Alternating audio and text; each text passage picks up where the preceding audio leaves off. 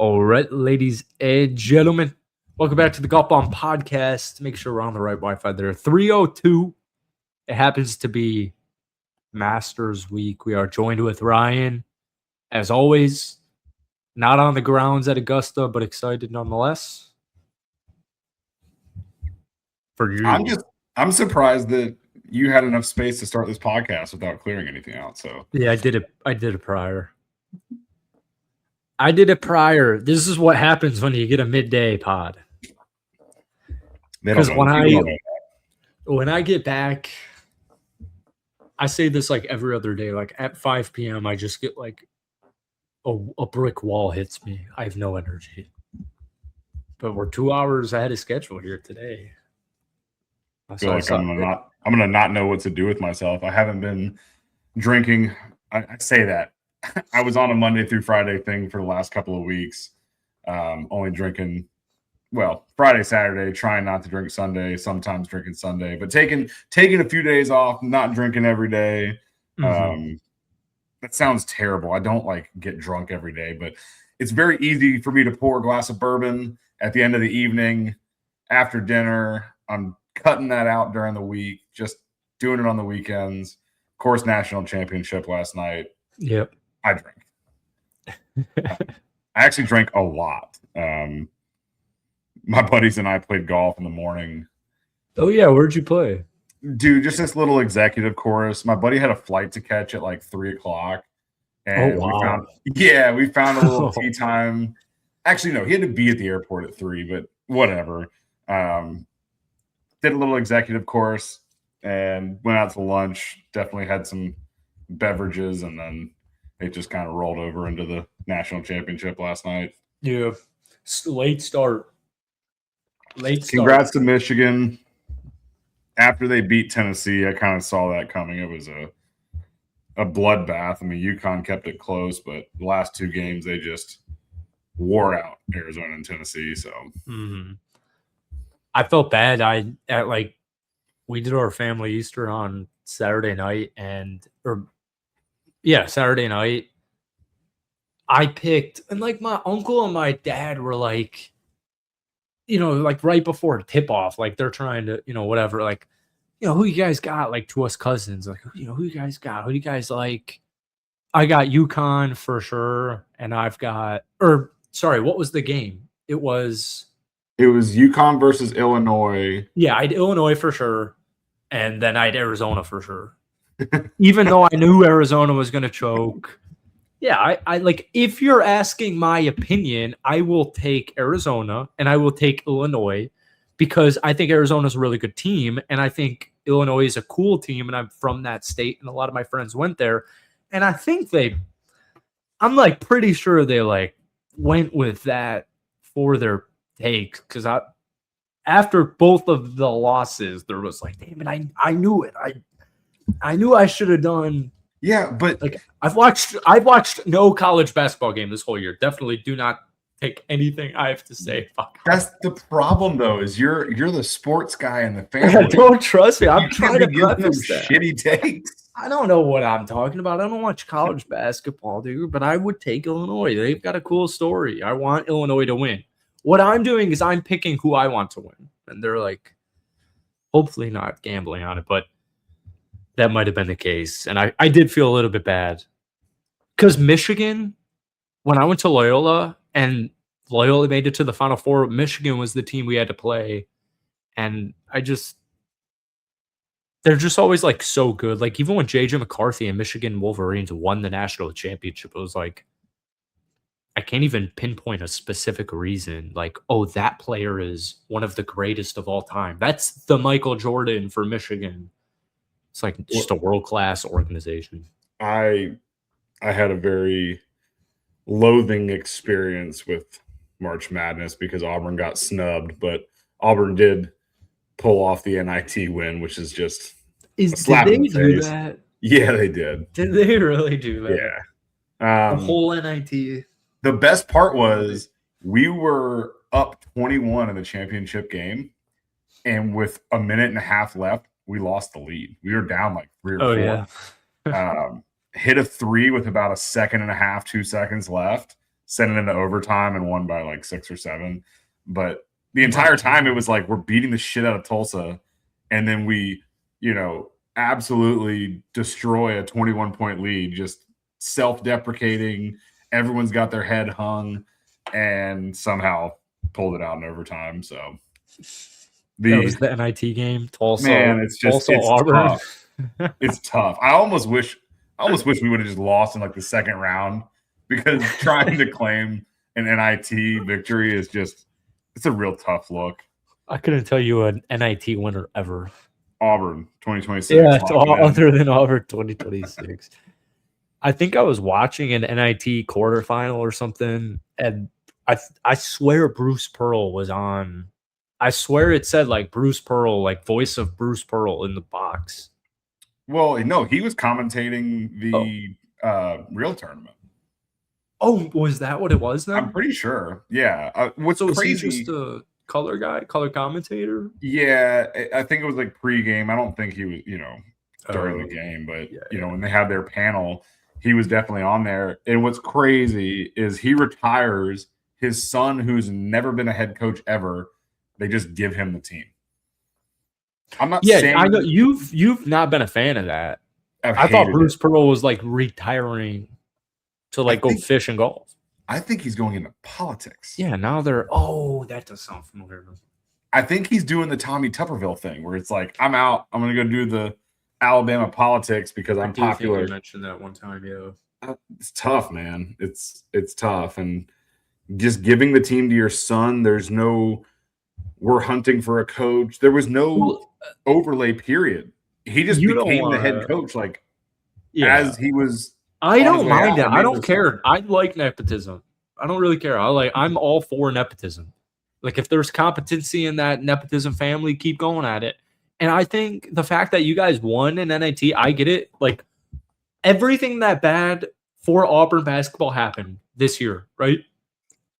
But you won an NIT. Just means so little to me.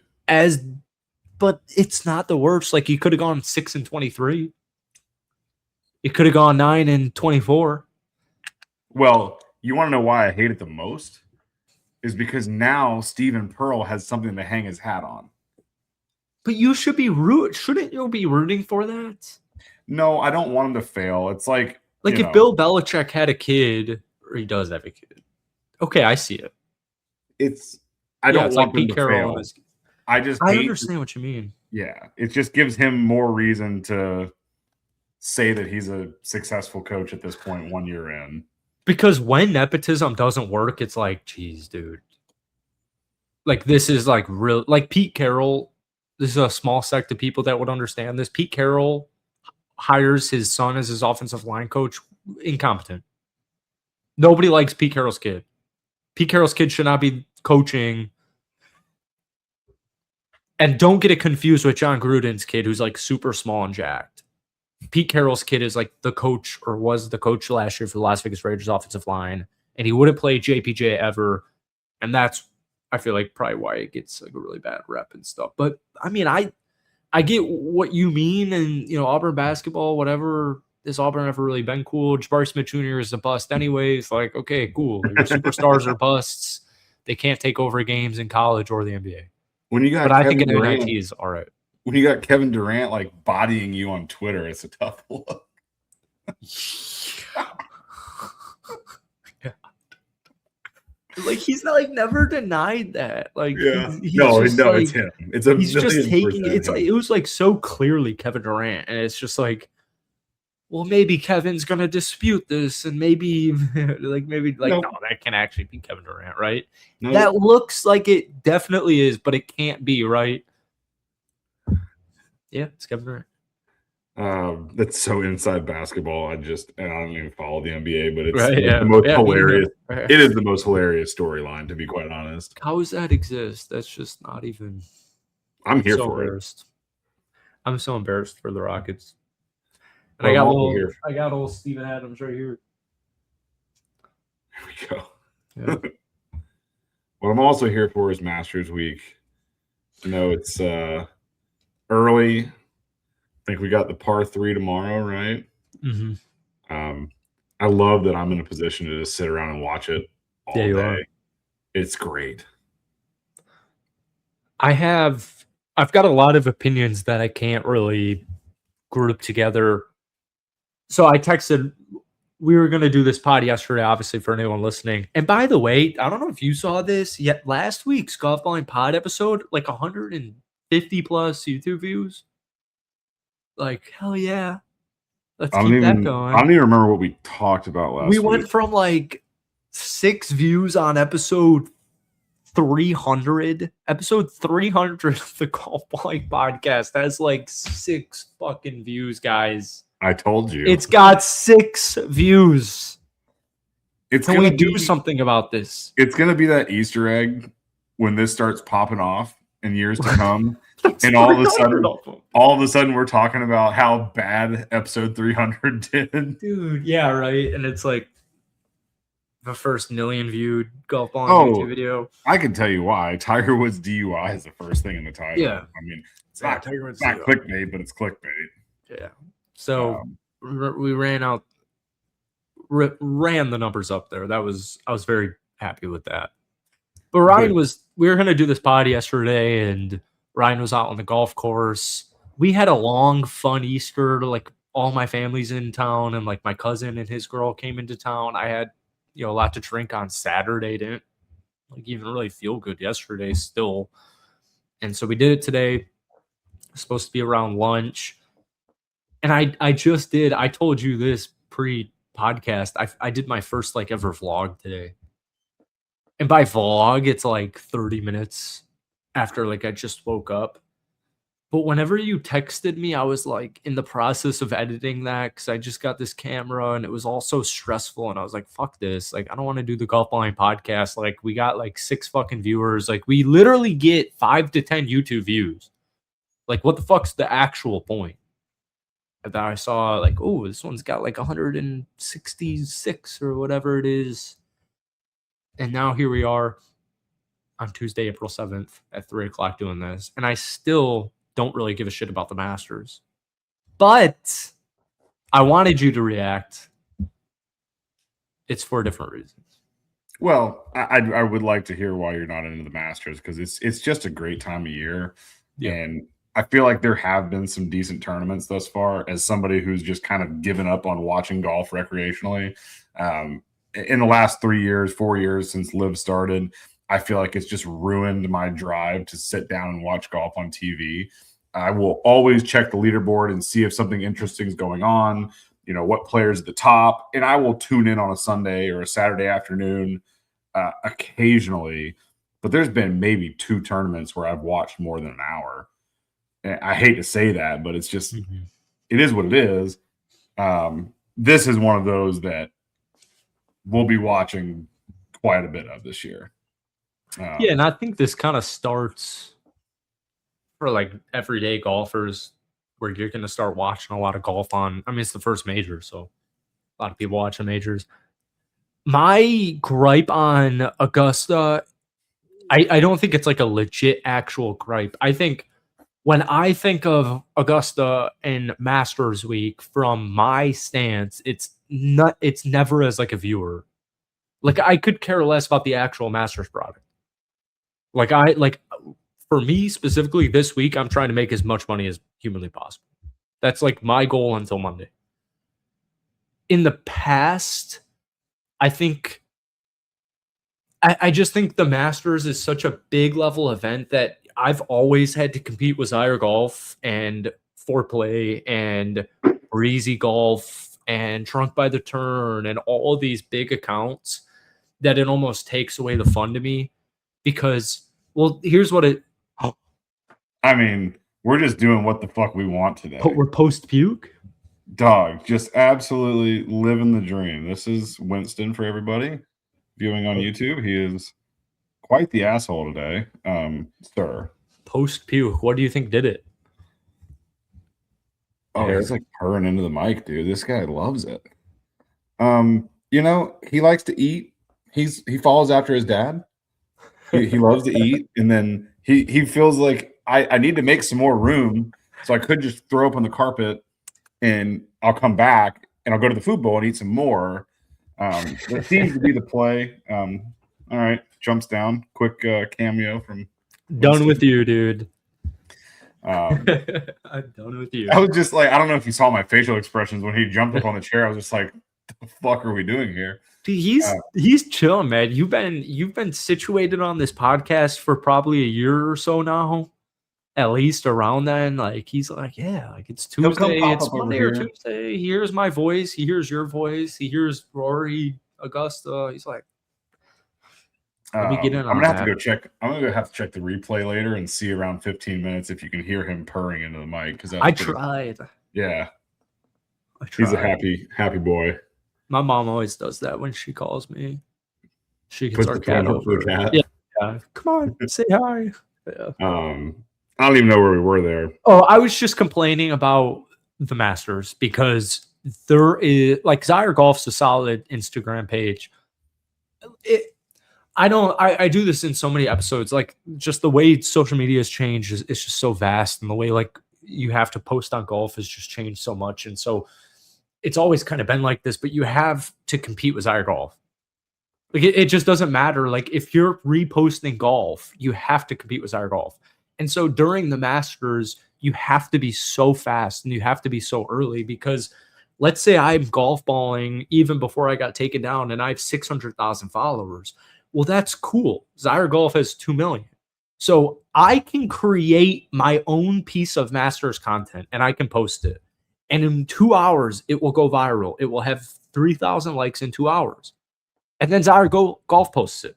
Even though it's my piece of content, what Zyre Golf does is nobody notices this and they delete my comment every time this happens because I comment it every time it happens. Zyre Golf does not post original content. Zyre Golf posts viral tweets. Ways to Golf that took golf balling posts viral tweets. Drunk by the Turn posts viral tweets. They all post viral tweets because the way social media has changed is you can't make money repurposing videos that have been sent to you. So they have to be posts, and these people are not creative. So they post other people's shit. Even when it's yours, they fucking jack it. And it's so actually annoying that every Masters, you have to like, okay, Zyre Golf's not active on Twitter. So I have to try and take over Twitter. I'm going to live tweet the Masters today. I'm going to do historic posts on Twitter today. And so I see Masters tournament coverage right now and it's dog shit because it's either memes I've seen from the last 10 years because it's all regurgitated bullshit, or it's viral tweets that I am on Twitter all day. I've already seen. Zyre Golf congregates it. They put it all together in a sexy little thing. No, but like it's such a niche thing because you're probably not like, looking on Nuclear Golf or Drunk by the Turn, but like even Zyre Golf's just a dog shit fucking Instagram page. And stuff like this is it's just really annoying because the amount of pull that they have in this, it drives you crazy. And yeah, to create a tiny bit of insight, I really have nothing to do with any of the socials. I'm just kind of here to, go back and forth and make this a little more interesting, make this podcast last a little longer. I enjoy bullshitting and talking golf, football, basketball. Because otherwise it's going to be 40 minutes of that 3-minute thing that just happened. Yeah. But I don't do social media. I think we did this experiment a few weeks ago. We were on the phone. I scrolled through my Facebook and Instagram. I'm posting once or twice a month max. I just don't really consume social media like that. You got a cool, like Ryan's got a cool page if you know Ryan. But like what's funny is back in the day when I thought like I wanted to not do social media, but I wanted to gain followers and hey, I hear about this monetization. Maybe I can do something with this and change it away from my personal page. I used to do like hashtags and shit years ago. I would say probably 4, 5, 6 years ago. I'd have to look back is when I really stopped like hashtagging golf stuff and like, but like back then it used to be actually fun. You could hashtag golf and actually get golfers up in there and following you and engaging with you. Like that doesn't work anymore. No, I mean, if I had to go back to my Instagram, I'm gonna do one swipe. Well, it stops you now, but I mean, like 1 or 2 swipes down my page, and I'm in 2024. Yeah. Like, Yeah. I have 300 posts, and that dates back probably well over a decade. Yeah. And I'm not talking about like Bob and GM and Good and these guys. It's like it's such a niche thing. Like I used to get made fun of so much because it's like golf balling was like this budget Zaire page, and it's like it's not even that. Like I'm first to all this fucking shit. So this year I feel so differently because I'm consuming or I'm creating content rather based on what I want to create, where it's not like here's this golf masters joke from 5 years ago about Bryson DeChambeau, or here's just this repurposed, oh, here's you have $20 at Augusta National. Here's the menu. What are you buying? Like, how are people not sick of that? And I don't care, whatever. Zaire, especially now that every Instagram is making money, the amount of money Zaire Golf makes, like, should drive you crazy based on how lazy that dude is. But, and like, people tell me, like, not you or Sean or Nick or any of these people, but like, we were kind of ranting about this pre-pod because I'm so sick of like not talking about this on the pod because I'm sure there's like one person that is interested in this. The golf balling Instagram page, it's the best Instagram page in golf.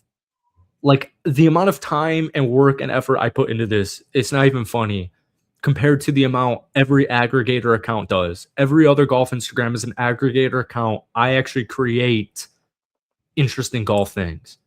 And so the Masters, I don't give a shit about, I have $20 to spend at this menu. So I want to watch old Masters. I want to see Ben Crenshaw crying to his caddy in the 1995 Masters. I want to see the first Masters in 1934 pictures. I want to hear about Anthony Kim having 11 birdies in 2009. I want a curated Magnolia Lane through the years. That's what I want. So to tie all of this in, on golf Twitter, I have seen a lot of golf writers say, I'm taking it easy until Thursday because I burned myself out with all of this Masters crap. We burn ourselves out with all of this content from years and years ago that by the time Thursday comes, I have no more energy. So I think people are getting sick of this. Here's some dumb shit that happened. And I'm really excited. I'm really excited. I think the live updates is going to serve you well in the sense of things happening in real time, whether it's a hole in one or somebody hitting an incredible shot. Like those kind of things are going to me personally, as somebody who, consumes the content, right? The other night, golf balling. You're gonna watch that video on Zaire Golf. You're not watching that on golf balling. I could post it 5 hours prior to Zaire Golf. You're going to watch whatever you're about to say on Zaire. No, what I was about to say is the way you search something, right? When something happens, the Joe Adele 3 home run robbery, right? That search hours after, the day after, the 2 days after, right? That is like kind of what you have to go after. Whether it gets reposted or not, that's going to be your differentiator.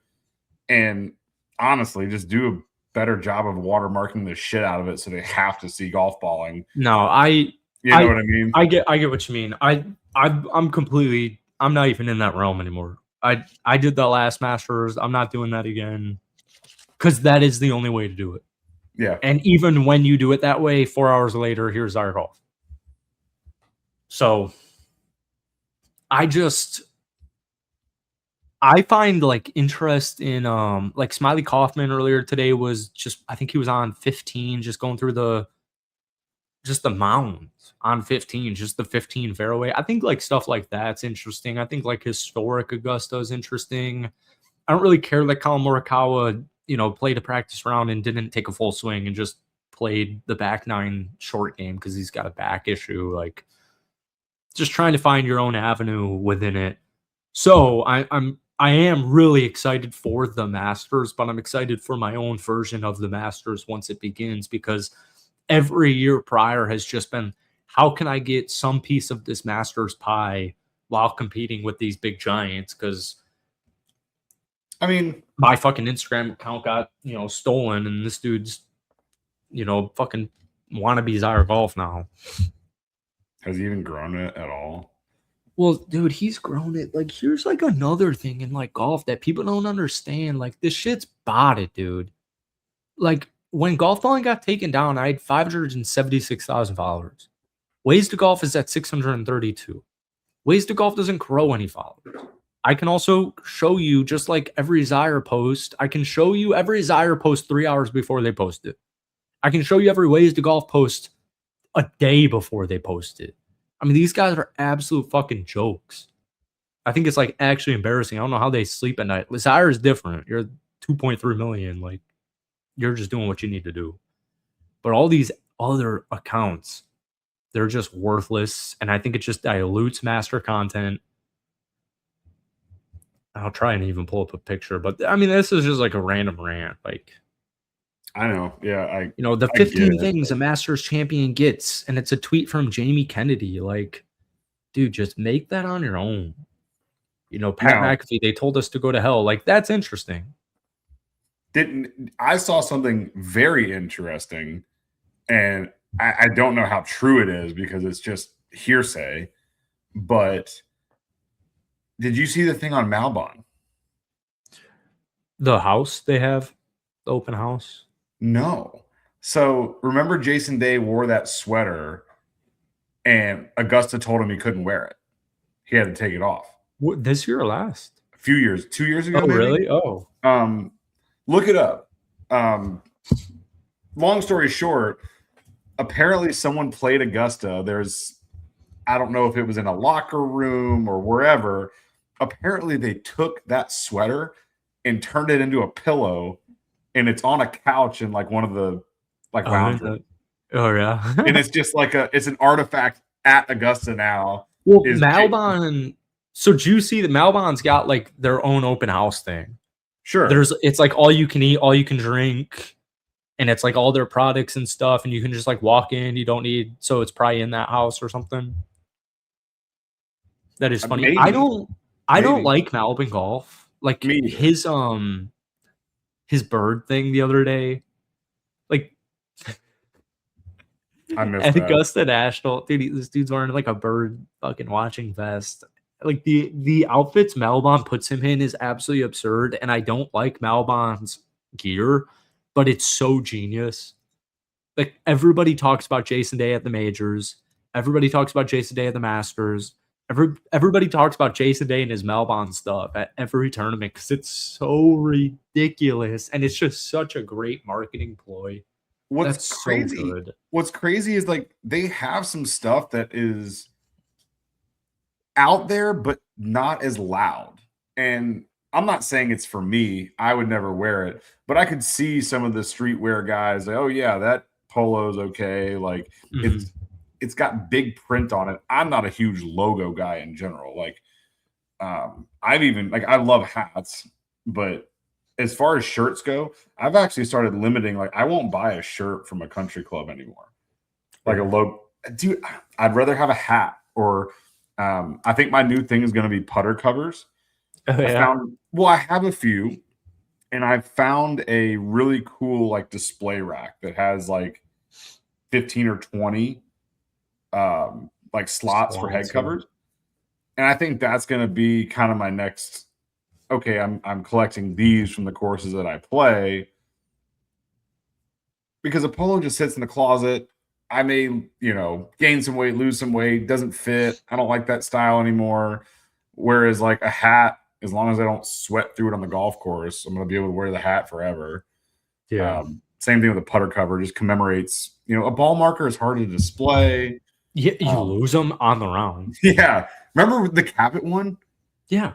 I bought 2 of them and I lost them in like 3 weeks. Yeah, those things get lost. I mean, yeah, like you're saying, hats can get sweaty, polos can get watered down, towels, like even like with belts and towels, and even head covers. People are like, you shouldn't even get that at a country club that you're not a member of. See, There's I don't but agree like with there's a nitpick, whether it's crap like that, social reasons, or it's I'm gonna lose a ball mark in my pocket on the first tee. Like you can do hats, you can do that.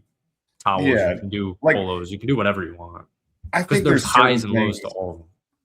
I think people that have a golf bag from a country club that they're Yeah, not a that's member of, crazy. Yeah, that's goofy. Like yeah, if that you is have a goofy. logo of a golf club on your bag, that should be like I belong there.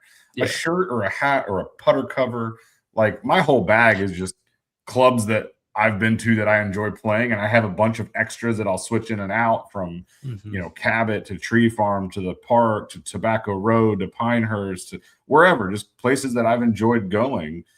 But I don't think that's like you're a member there. Well, I got fucking 4 different head covers in my bag. I'm certainly not a member at these 4 clubs. Yeah. Oh yeah, I'm the same way. I remember Nick. I think Nick got a bag at this club in Florida. And Really? it's so sick, dude. And I think somebody at like Nick's caliber, it's different. Especially if you're at a member of a club he's a member at.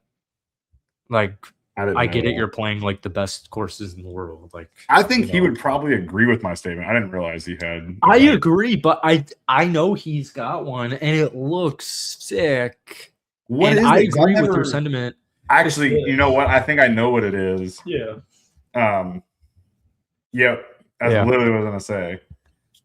I do remember that, but you know what's funny is I don't think I've ever seen him use that bag, and if he did, it was a very short period of time. I will say his club now, that bag's sick. Yeah, the logo's sick too. Yeah, it is. Yeah, not gonna dox him like you just did, but it's fine. Yeah, so at that level, I think you're totally good. But I definitely would not get a bag anywhere I was not a member at. Now, I will say this, back to the Masters a little bit. We chatted last night briefly. Grant Horvat makes a hole-in-one with Justin Rose on his YouTube video that released yesterday. Where was that? It was, I think it's called The Palms. I hadn't heard of it. Somewhere in Florida. But then all these suggested videos started coming up that were talking about this hole-in-one that Grant Horvat had made but wasn't allowed to talk about. And a lot of the comments were suggesting that it was at Augusta. And I kind of mentioned the folklore of this person who made a hole-in-one at Augusta. They sent him a painting of that hole. Maybe I don't know exactly what the painting is, but him standing in front of the flag with holding up number 1, whatever it was. And they sent him an invoice for $50,000 and said, you can either keep this painting, send us $50,000, or you can send it back. And he deliberated for a few weeks and sent in a check for $50,000. And because it meant that much to him, they invited him to be a member. And whether that's true or not, knowing that story is out there, I'm pretty sure Foreplay covered it years ago. And they claimed that 2 separate people had sent in the exact same story and didn't know each other. Just, hey, here's some cool Augusta stories. And those 2 popped up. I've heard it from my brother, who God knows who he heard it from. But with that story being out there, I think Grant would be crazy to even mention, I got a hole-in-one at a place that I can't talk about. Like, so where do you think? I think it was with somebody high profile, and that's where it becomes a thing. Like Donald Trump's been on Bryson DeChambeau's channel, so I don't think it's a Donald Trump. I honestly have no guesses. I just think it would be very silly of him to even mention it in that regard. But as I said, George Bryan, there's a clip of him going around, and he basically slips up and it says, "I left my head cover at a course we filmed at." Like, first of all, if that's the case, and they have a video coming out from Augusta, good for them. That's sick. Yeah, the fact that YouTube Golf could have possibly gotten to a point where Augusta allowed them to film 18 holes would be wild. Yeah. Like, am I jealous? Sure. But I don't ever have any thought in my mind that an invite to Augusta is coming my way. Like, I have connections. I have nowhere near those kind of connections. Yeah. I saw that. I saw your story. And it made me think I think I could be a member at Augusta one day in my life.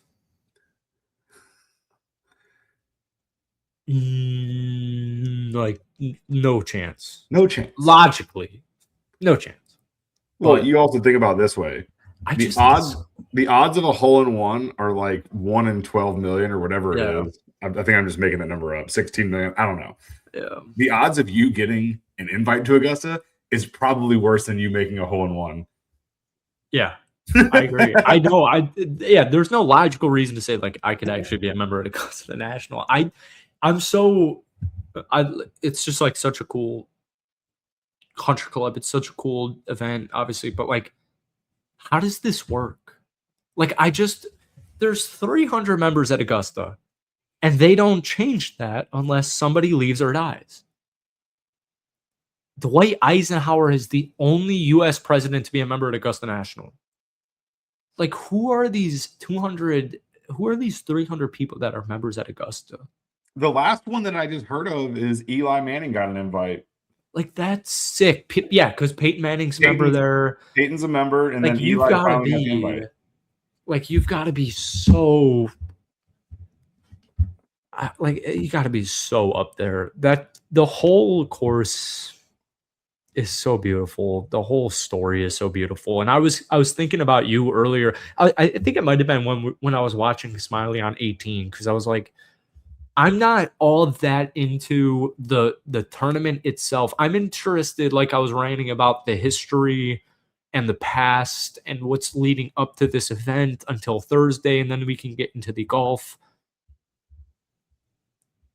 I'm just thinking of like places I've been and like mapping out the tournament I've been at and that kind of thing. Like even the Arnold Palmer, and like you've actually been to the Masters, and so Smiley on 15, you could actually like appreciate that, or you know, just the slopes from the highest point to the lowest point, and just walking a fairway and looking at the golf course itself. Like you can map that in your head.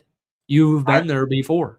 I'll tell you one of the most surprising things that I got to experience at the Masters. I forget what hole it was because it was just, we were all over the place. There's a couple holes where they actually allow you to cross the fairway. Okay, yeah, I think I've seen some pics of that. I didn't realize that. I thought, like, you're telling me they have a walkway that gets trampled down with traffic where you can, like, I didn't think, I thought it was going to be fucking walk your fat ass around, you know, like go the 200 yards that way and loop around the green. Like, I did not think, and just that walk, I went so slow and I was just staring up the fairway. It was so cool. Like, obviously, Amen Corner is awesome. You know, it is absolutely stunning to go out there before anybody tees off and get to walk out there and basically stand on the tee box and just look at the backdrop and all the azaleas, and you know, it's pure. There's no other word to describe it but pure. But being able to like stand on the fairway as you walk across was kind of wild. That's sweet. Kind of wild. That is so cool. Apparently this is like a really good course shape. It's gonna be windy on Thursday. It's dry. It's bouncy. Good spring. Good weather. It should be perfect. And we saw the featured groups. I can't remember exactly what it is, but I know Bryson's in one of them. Rory and Mason Howell are in the other. That was one of my hot takes for this episode, is I'm not a huge fan of the featured groups. I'm not a huge fan of watching the Masters until it's on a broadcast. I don't know what it is. There's no flow. See, I'd rather turn on Amen Corner and just watch those holes until it's on over the featured group. Because I kind of agree with you. Yeah. If it's not like an incredible group, it's just like we wasted it on this. Like, yeah. I don't need the storyline like as it happens. I'd like to let the storyline, kind of take its course. I don't need to see like watching like a featured group takes forever too. Like I don't know what it is about watching like 6 specific golfers or the Amen Corner or whatever it is versus like whenever the broadcast goes on, it's like, okay, I can like sit back and relax. Now there's something about like having to like seek stories out or I got to keep refreshing to know like what's going on the course. Then I'm going to just let it all happen on Thursday this year. There was a cool stat about, don't remember the exact specifics, but it was regarding how to win in the Masters is like the only player outside of the top 25 that's won it in the last like 15 years has been Charles Schwartzel in 11. So something to possibly keep in mind. I'm going to see if I can find it. I will say, as far as the history goes, they need to have a documentary on the groundskeeping crew at Augusta. Mm-hmm. Like that would be 2-hour movie that I would dive into, no problem. Yeah. They probably want that under wraps. They do, and that's why it would be so interesting. Everyone knows what they're doing. I mean, okay, so imagine this. That tree falls a handful of years ago. Yeah, that was... and within hours, you couldn't even tell a 100-foot tall tree was even missing. I forgot about that. That's fucking insane. Yeah, it is. It is so cool. Insane. Like, did you see a lot of workers there? Or? No, not while you're there. No. They say there's snipers in the trees, but I looked for them. You look for them. That would be awesome. Have that there. Wouldn't surprise me. Just a couple. God forbid. Oh yeah, but also there's security at the gate. Like, you would have to basically breach the perimeter, not at a gate, to get through there with anything. I would hope you can't find any snipers if there are snipers there. There was a story today. What do you mean? At the Ryder Cup, there was just a sniper in the back of the stands, dude. Oh, you're right. Yeah, you're right at Oakland. Yeah. Or was that the U.S. Open? No, I'm getting it confused. I'm pretty sure it was Ryder Cup because they. He was just up in the fucking stands. Well, yeah, the first tee. Yeah, yeah. That's right. Okay. That's right. I saw a story about. It's on The Athletic about how like. This like family was going to the Masters. They like got the lottery practice round and dream come true, and they're going through Magnolia Lane, and it's just a dream come true. And they've got their 8-year-old son, and he's so excited. And they get to the ticket booth, and the 8-year-old son goes, "I don't have my ticket." And I thought, why the fuck are you giving an 8-year-old a Masters ticket?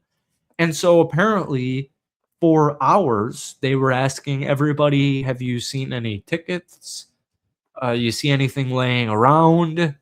And then when they decided to go back to the airport and go back home, a security guard found their tickets and they went in for their practice round. So I saw, that's crazy. I actually didn't see that. I saw a different story. There was a guy who apparently posted his tickets online on Facebook, like, I can't believe it. Golf story. We got Masters tickets. Yeah. And they got an email saying your tickets have been canceled because you tried to sell them. Yeah.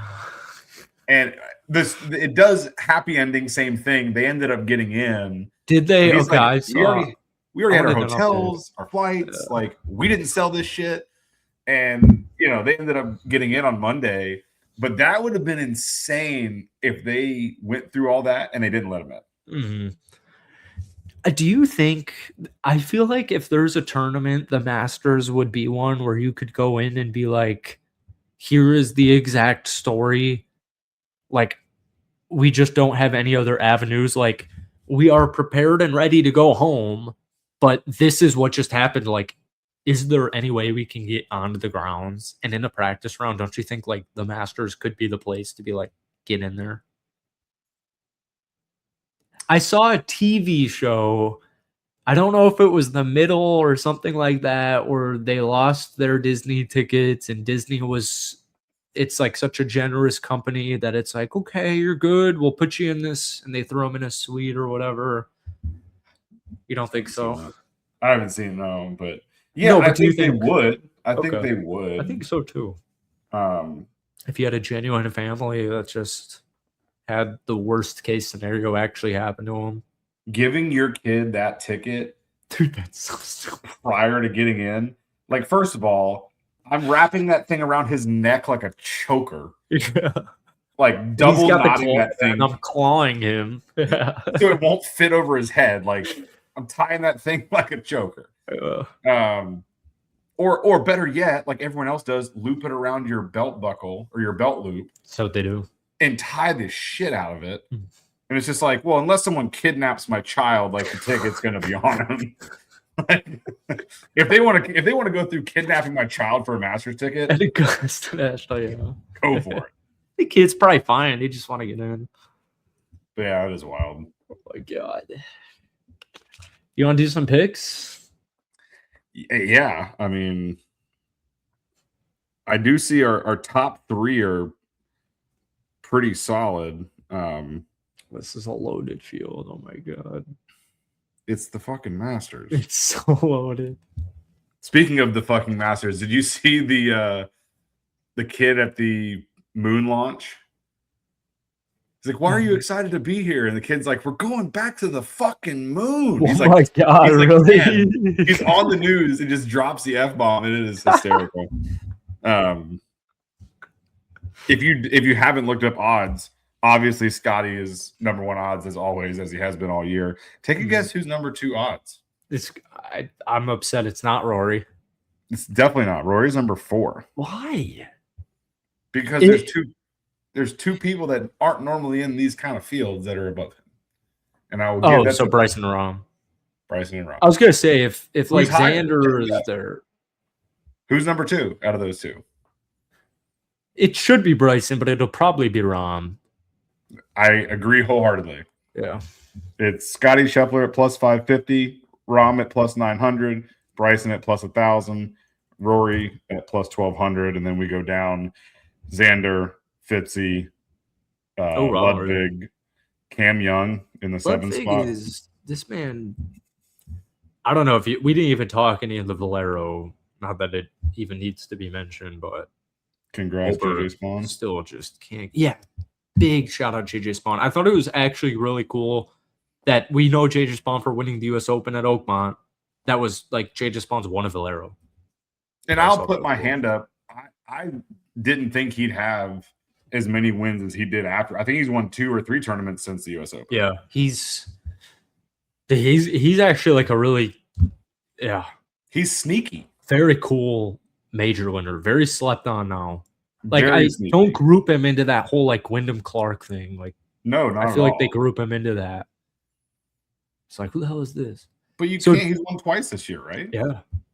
I mean, he's like just a good golfer. You win a U.S. Open, like you need respect for 5 years, just in general, especially at Oakmont. Jon Rahm came in 14th last year, 45th in 2024. Kind of surprised that they are giving him that decent of odds over Rory, who is coming off the win. Let's see what Bryson has here, because Bryson's been a menace. Are we going to do a pick and a sleeper beyond our 2 locks? Yeah.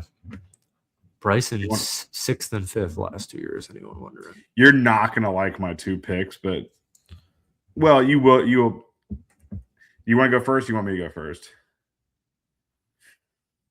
Oh, you can go first. I do want to say I would pick Rory McIlroy as my winner no matter what. I do think Rory McIlroy will go back to back. I just want that out in the open. Well, no, we have Rory and Scotty. Those are I know, but I'm just saying, even if I didn't have that auto lock, and I am obsessed with Rory, and it's always Rory's year, I still do think it's Rory's year.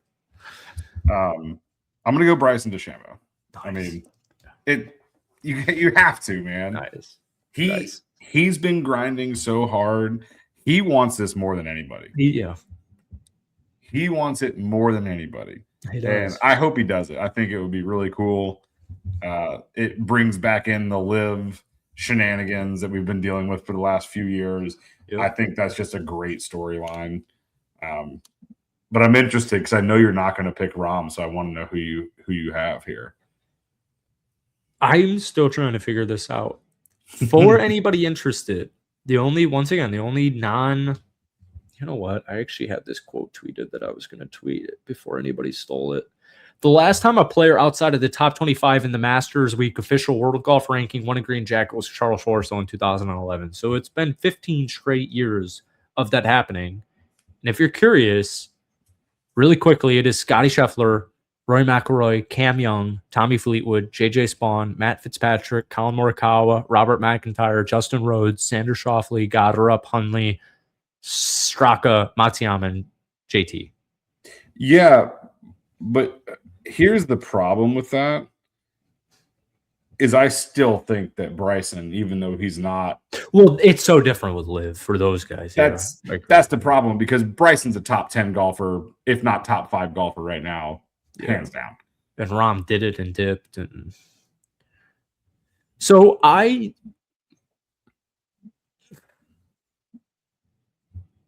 like, if you've ever listened to the Golf Line podcast, I don't want this. I actually take that back. Bryson is number 24 somehow. Yeah. Even Reed was up there too. 23. My pick outside Rory to win the Masters is Justin Rose. And I hate it. And I hope Justin Rose doesn't win a Masters. I hope Justin Rose wins a Masters at the same time. So. Well, that might be how people felt about Sergio many years ago. I don't know if you were around for Sergio hate. And Rose has a much better PR than Sergio. But I just I'm not a European. I don't really want a European to win unless it's Rory McIlroy. I mean, I don't really care that much, but I'd rather have Scotty Scheffler win than Justin Rose. Well, since we decided that sleepers don't have to have terrible odds, my sleeper is going to be Patrick Reed. Okay. He always performs well at the Masters. He does, dude. He does. I think that if he's in contention this year, because he was top 3 or 4 last year. He's always there, isn't he? What did he finish? 4th or 5th last year? I think it might have been 2nd, but let me pull it up. 3rd. 3rd, yep. 4th and 23. He's came in the top 10 at Augusta came in the top 10 at Augusta 4 of the last 6 years since 2020. And he lock it in for the sleeper. Not the sleeper that's not a sleeper. That is but that's like that is real. That would even be better than Bryson winning, to be quite honest with you. The villain aspect of Patrick Reed coming in from Live and winning this, even though he's technically coming back, that would be fun. He's literally coming back. I don't see anybody outside of the top 25 winning, to be honest, or 15 even. I don't see Ben Griffin, Oberg, Bridgman, Doran, English, Bhatia, Hovland. I don't see any of those guys winning other than Reed, DeChambeau, and Rahm, or even Hatton. I think Hatton's a decent sleeper pick. Yeah, I will go. It would annoy me if I didn't. I will pick Chris Goddard. I don't think it's that much of an actual sleeper. I don't think he will win the Masters. I know he's actually getting a ton of hype right now, but I think he's a decent sleeper. Honestly, thought you were going to go Brooks. Oh, really? I have to just end that. That has to be done one day. Do you want to play one last one? Do you want to do any Masters champion best finish? You can pick any of the Masters champions other than Scotty or Rory that will finish in the top, or maybe we even do this on the list here, the last 9 years.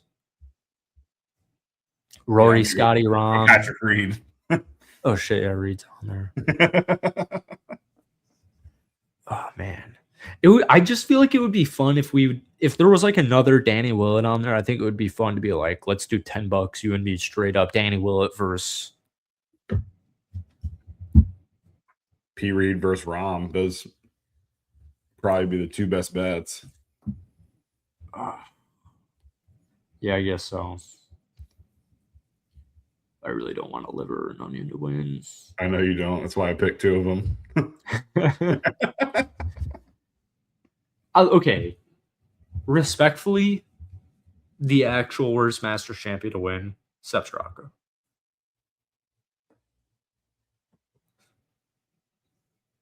What?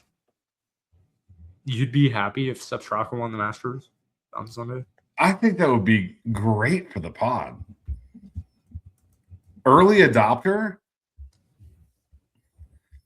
I mean, yeah, but like, does anybody care about our opinion on Sepp Straka? Like, but maybe that puts us on the map.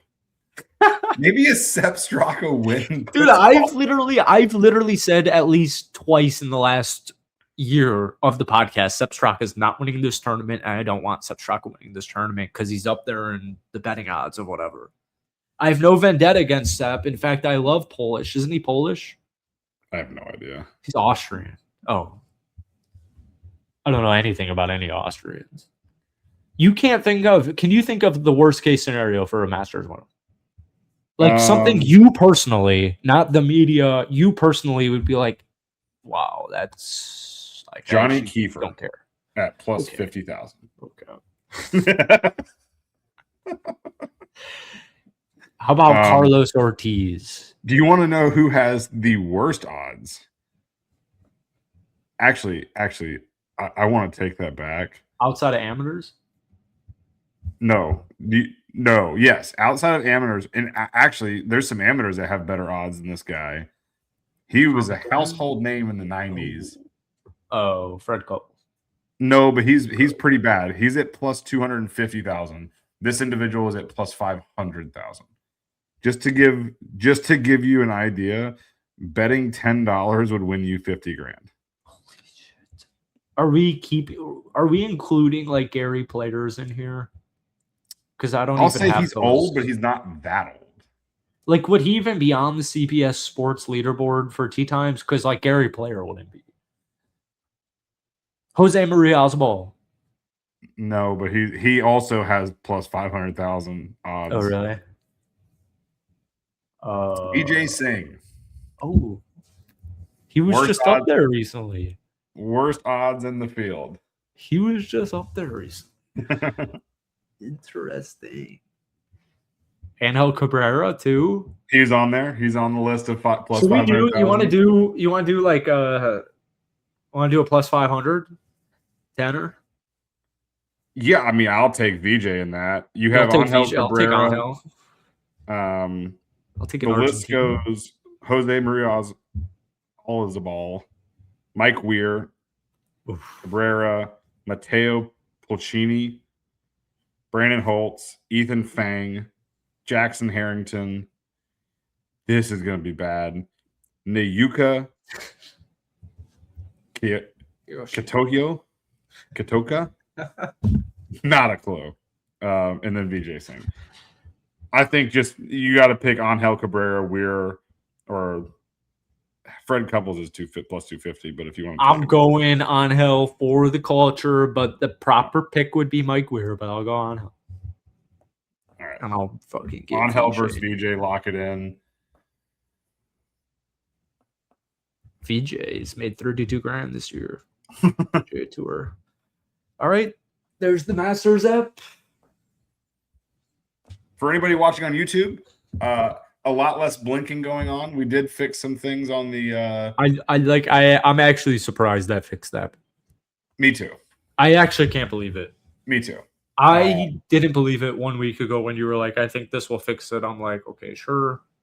And then it actually did. I'm not a very techie guy, but we made some adjustments. No new camera, no new wiring. Just a couple clicks of the button. Yep. So there you go.